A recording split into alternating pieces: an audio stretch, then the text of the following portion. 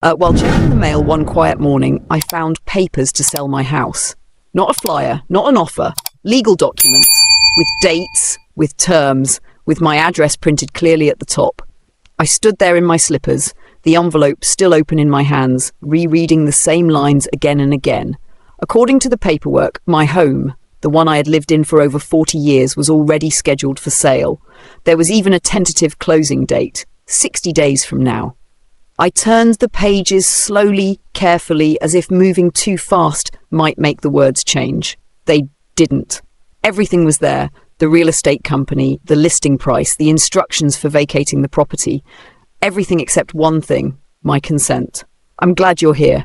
Stay with me until the end and let me know the city you're watching from. I didn't know then how far this story would go, but that envelope was the beginning. The house was quiet that morning. Too quiet. The kind of quiet you only notice when someone who used to fill the space is gone. My husband passed 3 years earlier, and since then the house had learned my footsteps, the slow creak on the third stair, the way I paused in the hallway every morning, still half expecting to hear him clear his throat from the kitchen. This house wasn't just a building. It was where we raised our son, where pencil marks still lined the doorframe, tracking his height year by year. Where I planted roses the first spring after we moved in, back when gas was under $1 a gallon and the neighbours borrowed sugar instead of passwords. I sat at the dining table and laid the papers out neatly, smoothing them with my palm. Old habits die hard. When something feels wrong, I organise it first. That was when I noticed the signature line. It wasn't blank. Someone had signed on my behalf. The name was typed, not handwritten, my full legal name. Correct spelling. Correct middle initial. Below it, a note, power of attorney attached. I leaned back in my chair and stared at the ceiling fan as it turned slowly overhead. I didn't feel panic. Not yet. Just a dull pressure behind my eyes, like a weather change you sense before the storm arrives. My son had mentioned something a few weeks earlier, just in passing. He'd said, "Mom, have you ever thought about downsizing someday?" I remember smiling and telling him, "I like where I am." At the time, that had been the end of it. I picked up the papers again and checked the dates. The listing had been prepared weeks ago. Weeks! That meant conversations had happened. Phone calls, decisions, meetings, all without me. I thought about the last time my daughter-in-law had visited. She'd walked through the house slowly, commenting on the windows, the storage, the yard. "This place has great potential," she'd said, her voice light, almost cheerful. I'd assumed she meant for me. I folded the documents carefully and slid them back into the envelope. My hands were steady. I wasn't shaking. That surprised me. At my age, you expect your body to betray you first. Instead, it was my family. I didn't call anyone. I didn't ask questions. I stood up, made myself a cup of coffee, and looked out at the backyard where the oak tree still cast the same shadow it had for decades. That was when I understood something important. This wasn't a mistake. This was a plan. And for the first time since my husband died, I realised I was no longer being included in my own life. After I put the envelope away, I went on with my day. That may sound strange, but when you've lived long enough, you learn how to keep moving even when something inside you has shifted. I washed my mug, wiped down the counter and checked the thermostat like I always did. 72 degrees. Comfortable, familiar. The house didn't know anything had changed. Later that afternoon, I walked through each room slowly, not searching, just noticing. The living room where my husband used to read the paper every morning, folding each page with care. The hallway where our son once crashed his bike straight into the wall and cried harder about the paint than his scraped knees. I had always believed this house would outlast me. That one day someone else would decide what to do with it after I was gone. That was the natural order of things. What unsettled me wasn't the idea of selling. It was the timing, the quiet, the absence of a conversation. In the weeks since my husband passed, I'd learned how to live with silence. But this was a different kind. This silence had shape to it, edges, intent. That evening, my son called. His voice was warm, practiced. He asked how I was feeling, whether I'd been sleeping well. He mentioned the weather, a project at work, a new restaurant he and his wife had tried downtown. I listened. I answered where it was polite to answer. He never mentioned the house. When the call ended, I sat with the phone in my hand for a long moment before setting it down. The clock on the wall ticked steadily, same rhythm it kept for years. I thought back to the last holiday we spent together. Thanksgiving reminded me of how things had quietly changed. My daughter-in-law had reorganized my kitchen to help. Cabinets I'd memorized over decades were suddenly unfamiliar. When I'd asked where something was, she'd laughed lightly and said, "Oh, I moved that. It just made more sense." At the time I'd thanked her, that night I opened a drawer in the study where I kept old documents, deeds, insurance papers, letters my husband had insisted we never throw away. I hadn't looked through them since the funeral. I hadn't been ready. I spread them across the desk, one by one. Everything was in my name. Everything was clear. That was when the question formed, not loudly, not all at once, but carefully, like it didn't want to be noticed. When did they start deciding things without me? The next morning, I drove to the grocery store like I always did on Tuesdays. Same route, same parking spot if it was open. I walked the aisles slowly, reading labels, comparing prices. Eggs had gone up again, milk too. As I reached for a loaf of bread, I overheard two women talking about their mothers. One of them laughed and said, "We're trying to figure out what to do with her house." She said it casually, like it was a group project. I checked out, smiled at the cashier, and drove home. Back in my driveway, I sat in the car with the engine off, keys still in the ignition. I looked at the front door. The porch steps my husband repaired himself one summer when contractors were too expensive. The mailbox where that envelope had been waiting. I realised something then. This hadn't happened overnight. It had been building, quietly, politely, with smiles.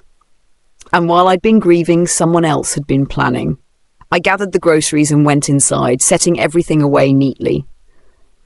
Then I returned to the dining table, pulled the envelope back out, and placed it in front of me. I didn't feel angry yet. I felt alert.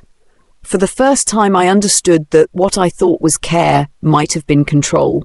And whatever was coming next, I would need to be very careful. Because people who move in silence expect you not to notice. The next time they came over, nothing was said directly. That was what made it unsettling. My son arrived first, carrying a bag of groceries I hadn't asked for. He set it on the counter like it was a favour already decided.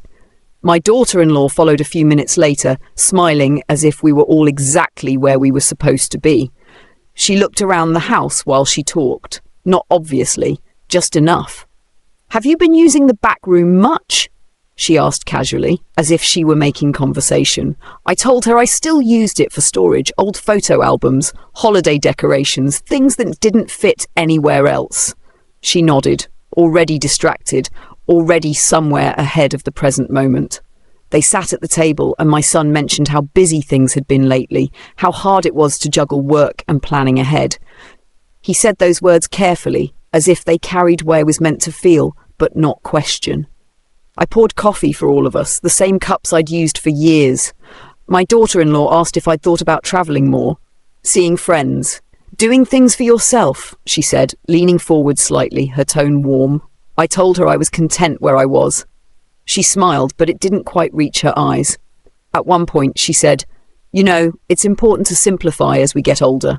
She said it gently, reasonably, like advice given out of concern. I noticed my son didn't look at me when she said it. They talked about the neighbourhood, about how property values were changing, about how fast time goes, all ordinary topics, all circling the same thing without ever landing on it. No one mentioned selling the house. No one asked me what I wanted. After they left, the house felt heavier than usual, as if the walls had been listening. I replayed the conversation in my head, not for what was said, but for what wasn't. Every sentence had been smooth, every word chosen carefully. There had been no urgency, no mistakes. That told me more than any argument could have. Over the next few days, I started noticing patterns, small ones. My daughter-in-law texted asking for copies of old documents, just in case. My son mentioned he'd spoken to someone about options, explaining what those options were. When I asked a direct question, just once, my son answered vaguely, then changed the subject. It reminded me of when he was a teenager, sneaking out at night. He hadn't lied outright then either. He just avoided. One afternoon, I took out the trash and noticed the mailbox again. Empty this time, cleaned out more often than usual. I thought about how many things had passed through without my full attention. Bills, notices, information. Control doesn't always arrive loudly. Sometimes it arrives folded neatly inside an envelope. That evening, I sat down with my calendar and realized something else. The closing date listed on the paperwork fell right after a family wedding I'd been told I didn't need to attend because it might be too tiring. At the time, I'd believed them. Now, I saw the timing clearly. They weren't just planning a sale, they were planning my absence. I didn't confront anyone, I didn't hint that I knew. I listened more carefully instead, paid attention to word choice, to pauses, to what made them uncomfortable. The truth was no longer hidden. It was simply unspoken. And that silence, the polite, careful silence, told me exactly where I stood. Not as a mother, not as the owner of the house, but as an obstacle they were trying to move around quietly. I folded my hands in my lap and sat with that understanding. I had spent years believing love meant trust without question. Now I was beginning to understand that awareness was something different entirely. And once you see clearly, you can't unsee it. The following morning, I took the papers with me to the study. I didn't rush, I didn't skim. I read every page the way my husband used to read contracts, slowly, line by line, with a pen nearby, even if I didn't plan to write anything. The real estate company was local. I recognized the name. They'd handled a sale for a neighbor 2 houses down a few years earlier. That told me this wasn't a random mailing. Someone had contacted them deliberately. The listing price caught my attention next. It wasn't low, it wasn't careless, it was calculated, priced to sell quickly but not cheaply. Someone had done their homework. I noticed the contact number and dialed it, then hung up before it rang. Not yet. I wanted to understand everything first. Instead, I turned to the page labelled Authorization. That was where the explanation lived. There it was in black and white. Power of attorney. Temporary. Limited, supposedly granted for convenience. The language was polished, almost friendly. Words like assist, manage, streamline. I knew those words. I'd seen them before when my husband was sick and paperwork had piled up. Back then I'd signed so he wouldn't have to worry. This was different. I pulled open a drawer and took out my own copy of that document, the one we'd filed years ago. It took a few minutes of searching, but I found it. Folded carefully in an envelope marked with his handwriting. The authority had expired. Months ago. I sat very still after that, not shocked, not confused. Certain. The document they were using was no longer valid. That meant someone had either ignored that fact or hoped I wouldn't notice. I thought back to the day my daughter-in-law had offered to organise my files after the funeral. I'd been grateful then, too tired to argue. I remembered her sitting at this same desk, sorting papers into neat stacks, asking casual questions. Do you still need this? What about that one? At the time, it felt like help. Now, it felt like inventory. I stood up and walked to the window, looking out at the street. A delivery truck passed slowly, life moving on as usual.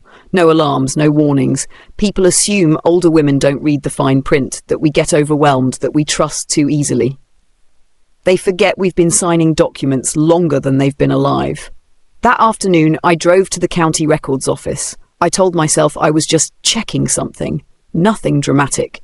The clerk was polite, efficient. She pulled up the records and turned the screen slightly so I could see. The house was still in my name.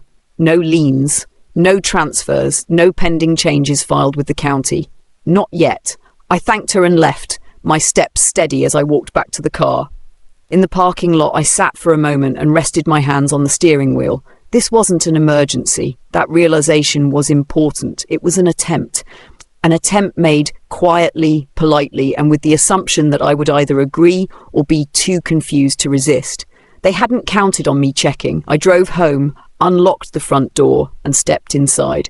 The house felt different now. Not threatened, just alert. I placed the papers back in the study drawer and closed it gently. I wasn't ready to speak, but I was ready to prepare. Because once you understand how someone plans to take something from you, you also understand how much time you have to stop them. And for the first time since that envelope arrived, I knew exactly where I stood. That night, I couldn't sleep. Not because I was afraid, but because memories kept surfacing. Quiet ones, uninvited, settling in places I hadn't visited in years. I got out of bed just after midnight and walked through the house with only the hallway light on. I didn't turn on lamps. I knew this place too well to need them. In the living room, I stopped in front of the bookshelf my husband built himself. It leaned slightly to the left, something he always meant to fix but never did. I ran my fingers along the spines, pausing on the photo albums we labelled by year instead of event. That had been his idea. He said life didn't happen in neat chapters. In the kitchen, I opened the drawer where we kept old recipe cards. My handwriting from decades ago looked almost like someone else's now, rounder, steadier. I remembered standing here on weeknights, measuring flour while our son did homework at the table, his feet never quite touching the floor. This house had carried us through everything. Promotions and layoffs, arguments that ended in silence and ones that ended in laughter, illness, recovery, loss. When my husband was dying, he made me promise one thing. Don't let anyone rush you, he'd said. This is your place, your time. I'd nodded, holding his hand, thinking I understood what he meant. Only now did I realise how specific that promise had been. I sat down at the dining table and pulled one of the albums toward me. The pages stuck slightly, worn from years of turning. There was our son at 6, missing 2 front teeth, standing in the backyard with a plastic bat. There was my husband behind him, hands on his shoulders, teaching him how to swing. I wondered when that boy had learned to move without asking. People like to believe families drift apart suddenly, that something dramatic causes the distance. But more often, it happens the way paint fades, so gradually you don't notice until you compare it to what it used to be. I thought about the last time my daughter-in-law had called me Mom. It had been months ago, maybe longer. I hadn't noticed at first. I'd been too focused on being agreeable, on not being a burden. The word burden had come up once in a conversation she didn't realise I could hear. Not directed at me, just mentioned, casually. I closed the album and leaned back in the chair, listening to the refrigerator hum. Grief does strange things to your sense of time. It makes you pliable, open, willing to let others step in and handle things. That was what I had been doing, letting them handle things. I wasn't angry at myself. I understood why I'd allowed it. Loss takes energy, and I'd been conserving what little I had. But grief also sharpens memory.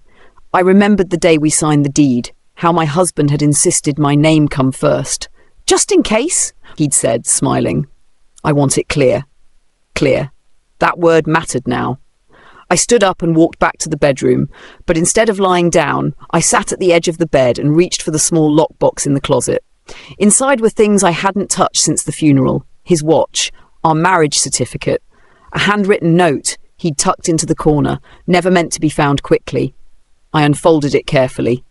Trust yourself, it said. You always see more than you think. I folded the note and placed it back where it belonged. By the time dawn crept through the curtains, my decision had already settled. Not a plan yet, just a direction. I wasn't going to confront anyone. Not now. I wasn't going to defend myself either. I was going to observe, remember, prepare. Because this house wasn't just where my past lived, it was where my choices still mattered. And whatever they believed about me, my age, my grief, my silence, they were wrong about one thing. I was still here, and I wasn't done. The next morning, I drove across town to a small office I hadn't visited in years. It wasn't anything dramatic. No appointment, no folder under my arm, just a quiet decision made over breakfast and carried out before doubt could interfere. The building was tucked between a dry cleaner and a dentist's office, modest, unassuming, the kind of place people overlook because it doesn't advertise loudly. I liked that. Inside, the air smelled faintly of paper and old coffee. A woman at the front desk looked up and asked how she could help. I told her I had a question about a property I owned and wasn't sure where to start. She didn't rush me. She handed me a clipboard and asked me to fill out a few lines. Name, address, reason for visit. I wrote carefully. After a short wait, I was shown into a small office where a man about my son's age sat behind a desk stacked neatly with files. He introduced himself, shook my hand, and asked what was going on. I didn't tell him everything. Not at first. I slid the papers across the desk and said, I received these in the mail. I didn't request them. I didn't sign them, and I want to understand what they mean. He read quietly for a few minutes, flipping pages, nodding once or twice. Then he looked up at me, not with concern, but with interest. "Did you give anyone power of attorney recently?" he asked. I told him no. "Ever?" he added. I explained about my husband's illness, about how the document had expired, about how I hadn't authorized anything new. He leaned back slightly and folded his hands. "That's important," he said. He didn't raise his voice. He didn't use strong language. He just explained calmly what was valid and what wasn't. What could happen, what couldn't. Most importantly, he told me what hadn't happened yet. Nothing had been filed officially. No sale could proceed without my involvement. Not legally. Relief didn't wash over me. Instead, something steadier took its place. Clarity. He asked if I suspected anyone in particular. I paused before answering. "Yes," I said. "But I don't want to confront them." He nodded as if that made perfect sense. "Then the best thing you can do," he said, "is make sure your own documents are current." That was how we spent the next hour, reviewing, updating, clarifying. Nothing rushed, nothing emotional. By the time I left, I had copies of everything and a clear understanding of my position, not as a mother reminding her child of respect, but as a homeowner with rights. On the drive home, I passed the grocery store, the park, the post office, the same places I'd passed all my life. Everything looked the same. That was the strange part. Later that afternoon, my daughter-in-law texted me, just a simple message. "Hope you're doing well. Let us know if you need anything."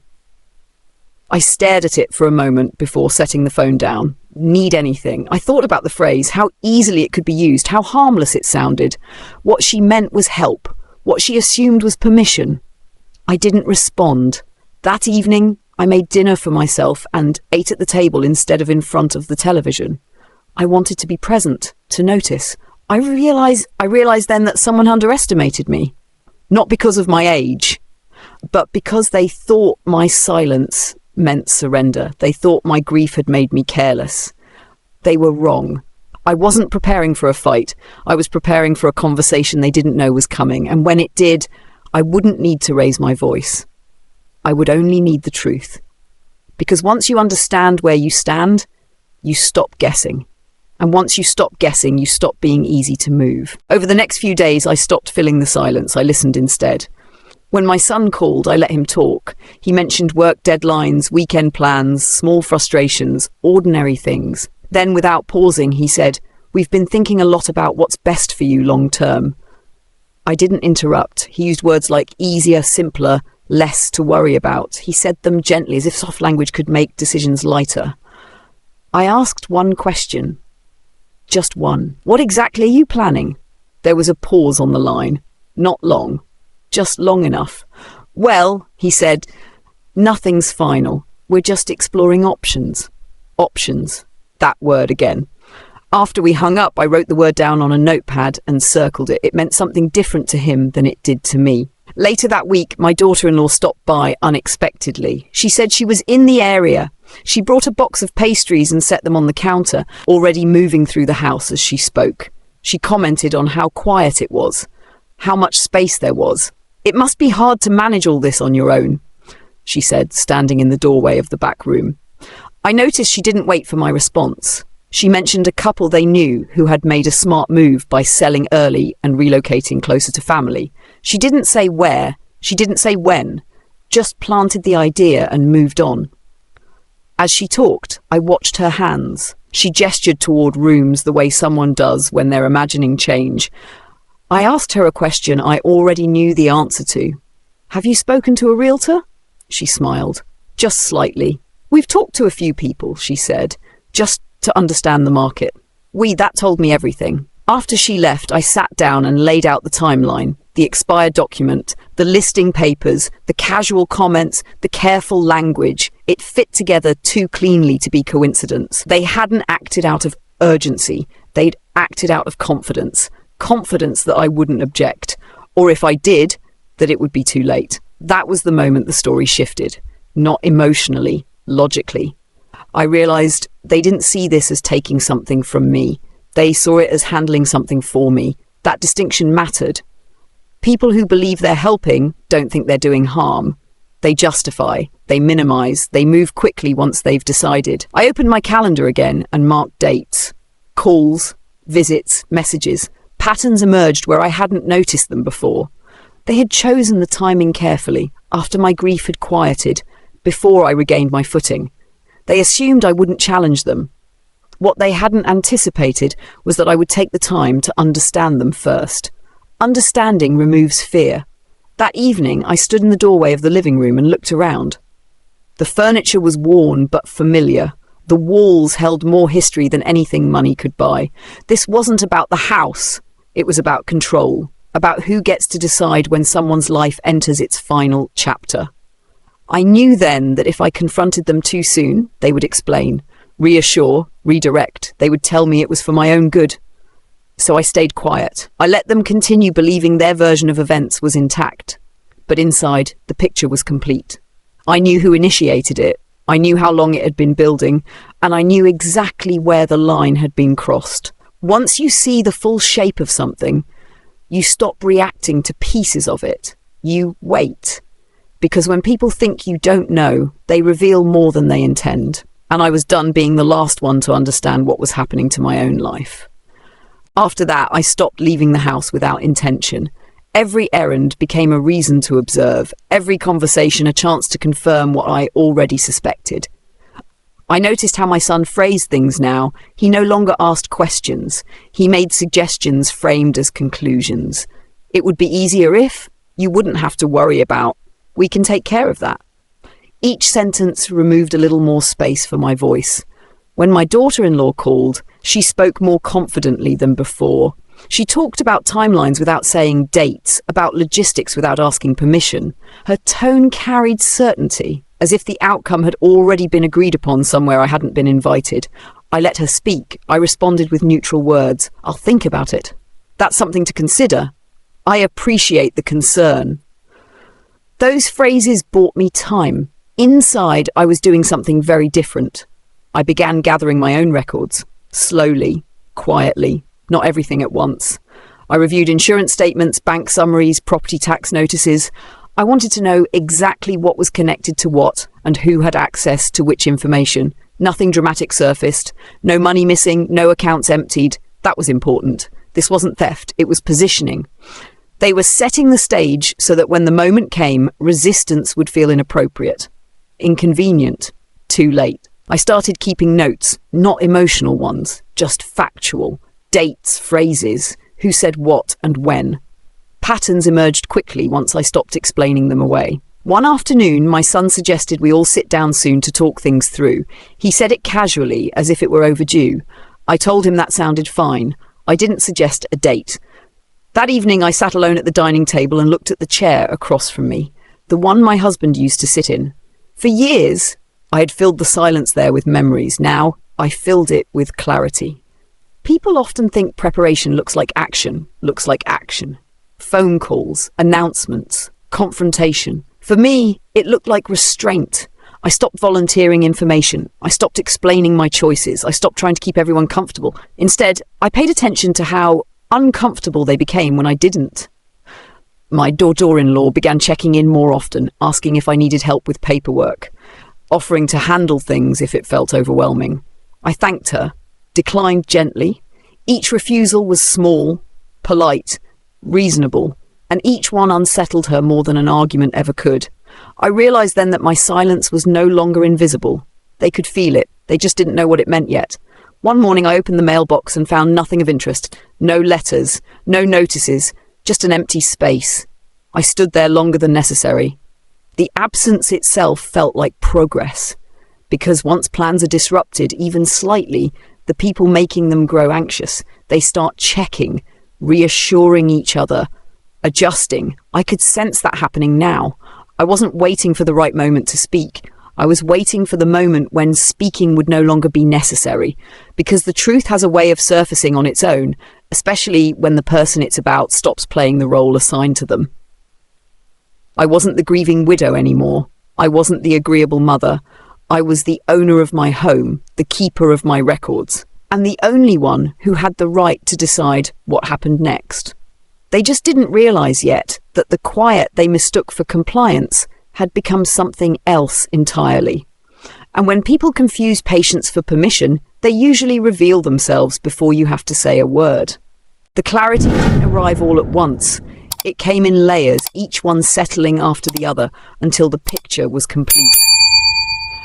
I was sitting at the kitchen table one afternoon, sorting through mail, when I realized I no longer felt unsure. The questions that had once circled quietly in my mind had resolved themselves into answers. Not guesses, not suspicions, facts. They had spoken to a realtor before talking to me. They had relied on an expired document.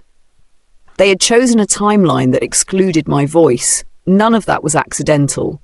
I thought back to the early days after my husband passed, when people kept telling me to take it easy and let others help. At the time, I welcomed it. I needed the rest. I needed the quiet. What I hadn't realized was how easily rest could be mistaken for retreat. That afternoon, I took out the folder I'd begun keeping, a thin one, nothing dramatic. Inside were copies of documents, notes I'd written to myself, and a simple timeline of events. Looking at it now, I felt something unexpected. Not anger, certainty.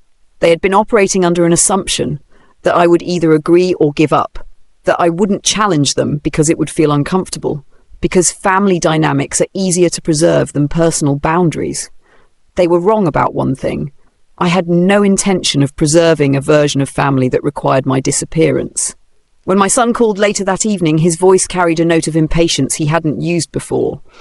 He asked if I'd had a chance to think about next steps. I told him I had. There was a pause, a long one this time.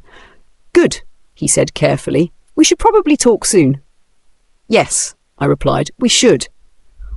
I didn't elaborate. After the call ended, I stood by the window and watched the sun lower behind the houses across the street. The light moved slowly, touching familiar places in a new way. I realized then that the power had shifted, not because I'd confronted anyone, not because I'd threatened anything, but because I understood the situation better than they did. They thought the sale was the goal. It wasn't. The goal was control over timing, decisions, and narrative. Once I saw that clearly, the rest became simple. That night I pulled out a legal pad and wrote down exactly what I wanted, not what I would accept.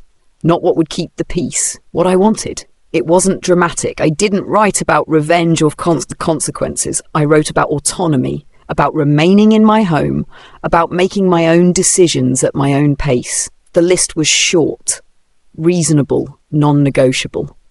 I folded the paper and placed it back in the folder. I wasn't preparing for an argument. I was preparing for the moment when explanations would stop working. Because when people realize their quiet plan has been uncovered, they usually do one of two things. They retreat or they push harder.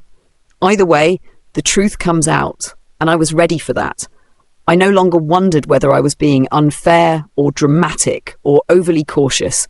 I knew exactly what had happened. They had mistaken my grief for permission, my silence for agreement, my age for uncertainty. They had decided my future without asking me. That was the line.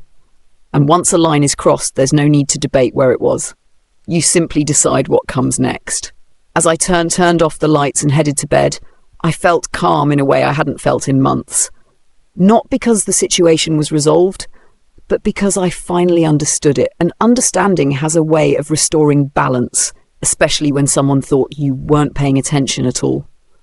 They chose Sunday afternoon, not formally, not with an invitation, just a message from my son saying they'd stop by to check in. That phrase again, soft, vague, designed to sound harmless. I set the table as I always did. 3 cups, a small plate of cookies. Nothing that suggested tension, nothing that suggested preparation. They arrived on time. My son hugged me a little too tightly. My daughter-in-law smiled and commented on how nice the house looked, how peaceful it felt. She said it like an observation, like a conclusion already reached. We sat down. At first, the conversation followed a familiar path. Weather, traffic.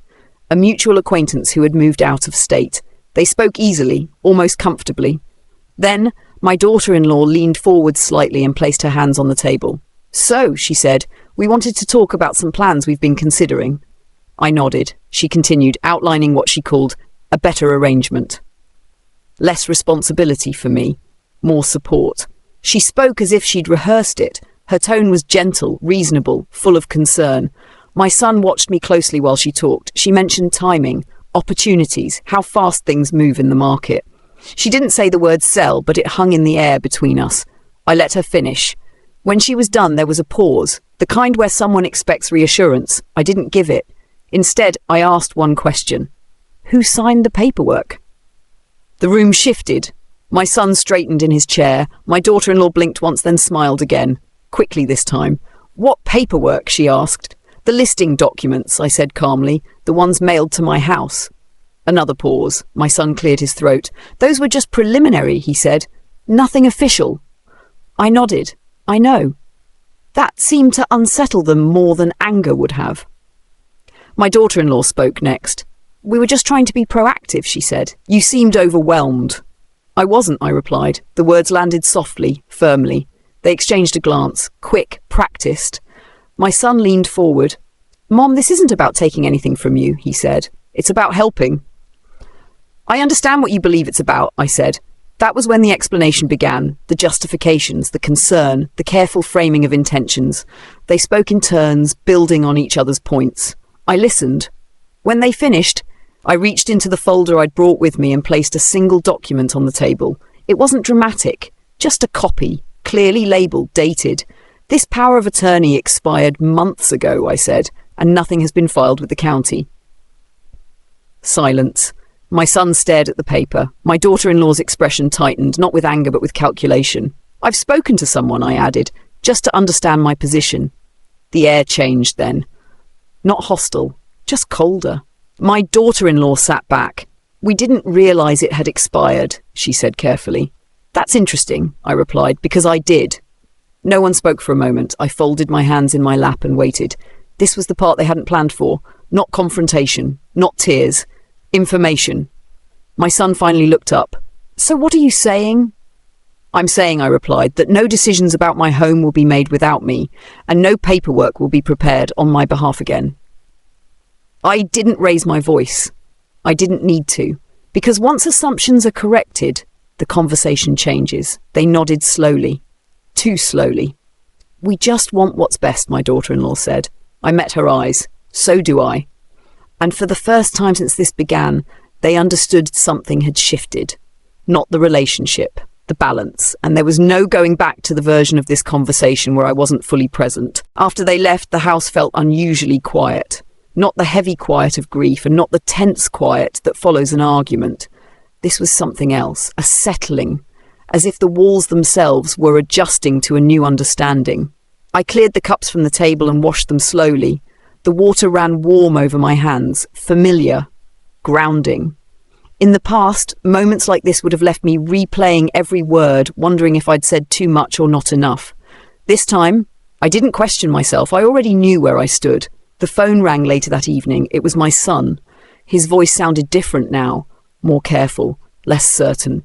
I just wanted to make sure you're okay, he said. I am, I replied. There was another pause. He hesitated before speaking again. We didn't mean to upset you. I know, I said, and I did. Intent and impact are rarely the same thing. He mentioned that things had moved faster than expected. That there had been assumptions that they were only trying to plan responsibly. I let him talk. When he finished, I said, planning without someone is still planning for them. He didn't argue. Over the next few days, the tone changed. My daughter-in-law became distant, polite but reserved. She no longer offered suggestions or asked questions about my schedule. When she texted, it was brief, neutral. I recognized the shift for what it was. They were recalibrating.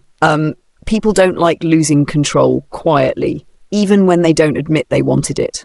I received a follow-up message from the real estate company a week later, an automated email confirming that the listing had been withdrawn. No explanation, no apology, just a confirmation. I printed it and placed it in my folder. That was the moment I allowed myself to exhale, not because everything was resolved, but because the attempt had failed. And that mattered. I began to notice small changes in myself too. I stopped deferring automatically. When someone asked what my plans were, I answered directly.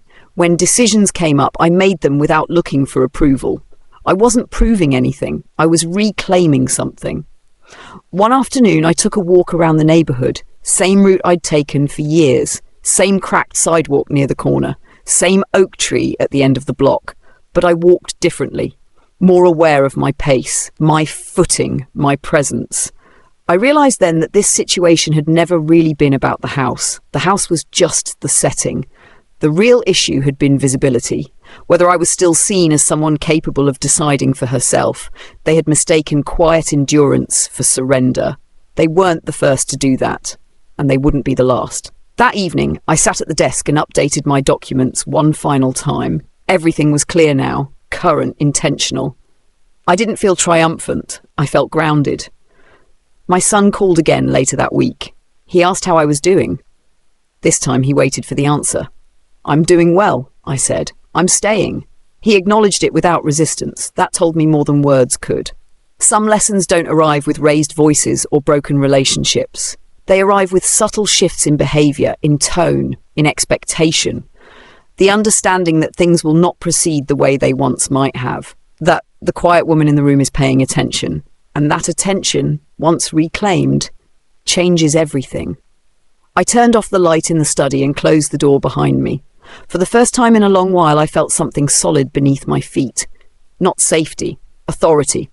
And I intended to keep it. The morning after everything settled, I woke up earlier than usual. Not because I had to, because I wanted to. Sunlight filtered through the curtains in a way I hadn't noticed in a long time, touching the same walls that had held my life steady through decades of change. I lay there for a moment, listening to the house breathe, the quiet clicks, the distant hum, the sounds you only hear when you belong somewhere. I made coffee and carried my cup to the front window. The mailbox stood at the edge of the driveway, ordinary and unremarkable, just metal and paint. Yet it had been the beginning of everything. One envelope, one quiet discovery. I thought about how close I'd come to dismissing it, to telling myself it was nothing, a misunderstanding, something someone else would handle. That's how it happens, I realised. Not with force, with assumption. Later that day, I took a slow walk through the house, not out of nostalgia, but acknowledgement. To the scratch on the banister from when our son dragged his toy truck upstairs, the faint stain on the carpet from a long-ago birthday party, the door frame where heights were marked in pencil, still faintly visible if you knew where to look. This house had witnessed my patience. It had also witnessed my clarity. In the weeks that followed, life returned to a gentler rhythm. Calls became normal again, visits less calculated. My son asked questions instead of offering conclusions. My daughter-in-law kept her distance, but there was a new respect in it. Uneasy, but real. I didn't need apologies. I needed acknowledgement. And I had it. One afternoon, my son stood in the doorway and looked around quietly. "You really love this place," he said. "Yes," I replied, "and I'm not done living here." He nodded. No argument, no explanation. That was enough. I updated my garden that spring, planting new flowers where old ones had faded. I didn't replace everything. Some roots deserved to stay exactly where they were. I learned something important through all of this. Silence is not weakness. Grief is not permission, and age is not absence. People will decide things for you if you let them. Not always out of cruelty, but out of convenience. They will assume your quiet means consent. Your patience means surrender. It doesn't. Sometimes it means you're watching. I never raised my voice. I never demanded. I never accused. I simply stayed present in my own life. That was the difference. The house remains mine, not just legally, but meaningfully. It holds my past, yes, but more importantly, it holds my choices. I still check the mail every morning, not with fear, with awareness. Because the lesson wasn't about protecting a house. It was about protecting the right to decide what happens next. And if there's one thing I know now, it's this. No one gets to quietly erase you. Not from your home, not from your story, and not from your life. Not as long as you're still paying attention.